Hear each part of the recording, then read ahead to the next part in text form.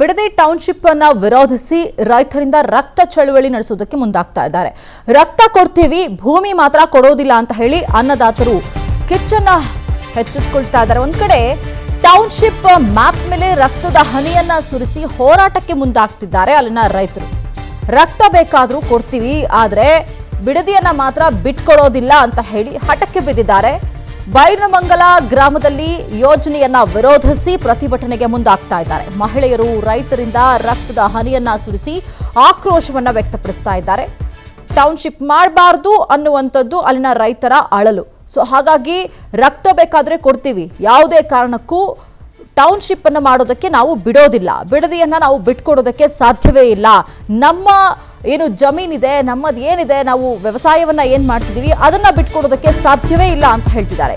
ಇನ್ನು ಪ್ರತಿಭಟನಾ ಸ್ಥಳದಲ್ಲೇ ಸರ್ಕಾರಕ್ಕೆ ಪತ್ರವನ್ನ ಬರೆದಿದ್ದಾರೆ ಸಂತೋಷ್ ಹೆಗಡೆ ಅವರು. ಸೊ ರೈತರ ಪರವಾಗಿ ನಿಂತು ಹೋರಾಟಕ್ಕೆ ಮುಂದಾಗಿದ್ದಾರೆ ಸಂತೋಷ್ ಹೆಗಡೆ. ಈಗ ಸರ್ಕಾರಕ್ಕೆ ಅಲ್ಲಿನ ರೈತರ ಸಮಸ್ಯೆಗಳಿರಬಹುದು ಅಥವಾ ರೈತರ ಒಂದು ಇಚ್ಛೆ ಏನಿದೆ ಅದರ ಕುರಿತಾಗಿ ಸರ್ಕಾರಕ್ಕೆ ಪತ್ರವನ್ನ ಬರೆದಿದ್ದಾರೆ. ಟೌನ್ಶಿಪ್ಗೆ ಬಲವಂತವಾಗಿ ಭೂಸ್ವಾಧೀನ ಮಾಡದಂತೆ ಮನವಿಯನ್ನ ಮಾಡ್ಕೊಳ್ತಾ ಇದ್ದಾರೆ. ಅಭಿವೃದ್ಧಿ ಹೆಸರಿನಲ್ಲಿ ಅನ್ನದಾತರ ಹಕ್ಕುಗಳಿಗೆ ಧಕ್ಕೆ ಮಾಡಬೇಡಿ ಅಂತ ಕೂಡ ಆ ಒಂದು ಪತ್ರದಲ್ಲಿ ಮೆನ್ಷನ್ ಮಾಡಲಾಗಿದೆ. ರೈತರ ಅಭಿಪ್ರಾಯ ಕಡೆಗಣಿಸಿ ಭೂಸ್ವಾಧೀನ ಮಾಡದಂತೆ ಪತ್ರವನ್ನ ಬರೆದಿದ್ದಾರೆ. ಪ್ರತಿಭಟನಾ ಸ್ಥಳದಲ್ಲೇ ಕುತ್ಕೊಂಡು ಸರ್ಕಾರಕ್ಕೆ ಪತ್ರವನ್ನ ಬರೆದು ಮನವಿಯನ್ನ ಮಾಡ್ಕೊಳ್ತಾ ಇದ್ದಾರೆ.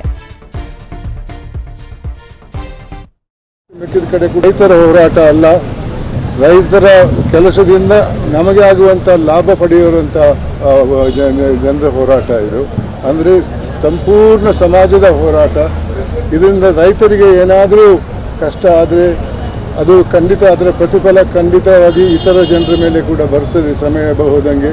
ಆದ್ದರಿಂದ ಈ ಒಂದು ಸಮಸ್ಯೆಯನ್ನು ಅಧಿಕಾರದಲ್ಲಿರುವವರು ಬಹಳ ಗಂಭೀರವಾಗಿ ತಗೊಳ್ಬೋದು. ಇದೇ ರೀತಿ ಸರ್ಕಾರ ರೈತರ ಜಮೀನನ್ನು ಇತರ ಕೆಲಸಕ್ಕೆ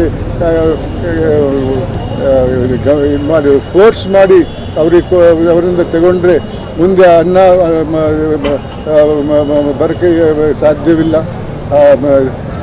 ವ್ಯವಸಾಯ ಅನ್ನುವ ಒಂದು ವೃತ್ತಿನೇ ಮುಂದಕ್ಕೆ ಮುಗಿದು ಹೋಗ್ಬೋದು ಅಂಥ ಸಂದರ್ಭಗಳು ಇವೆ. ಅದನ್ನು ಅರ್ಥ ಮಾಡ್ಕೊಳ್ಬೇಕು. ಇಲ್ಲ ಇವತ್ತಿನ ಒಂದು ಜಮೀನು ತೆಗೆದ್ರಿಂದ ಮುಂದೆ ಏನಾಗಲ್ಲ ಅಂತ ಹೇಳಕ್ಕೆ ಸಾಧ್ಯ ಇಲ್ಲ. ಇವಾಗಲೇ ಬೇರೆ ಬೇರೆ ಪ್ರೋಗ್ರಾಮ್ಗಳು ಬರ್ತಾ ಇವೆ, ಟೌನ್ಶಿಪ್ ಮಾಡ್ತಾ ಇದ್ದಾರೆ ಅಂತ ಹೇಳ್ತಾ ಇದ್ದಾರೆ.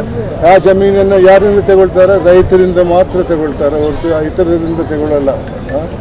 ಈ ಒಂದು ವಿಚಾರವನ್ನು ನಾವು ಗಂಭೀರವಾಗಿ ಮಾಡಬೇಕು.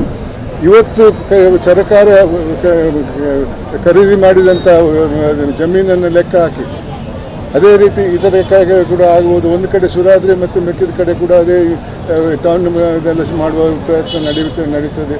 ಖಂಡಿತವಾಗಿಯೂ ಇದರಿಂದ ರೈತರ ಸಮಸ್ಯೆ ಗಂಭೀರವಾಗ್ತದೆ. ಒಂದು ದಿವಸ ರೈತರ ಸಂಖ್ಯೆ ಭಾಳ ಕಮ್ಮಿ ಆಗ್ತದೆ.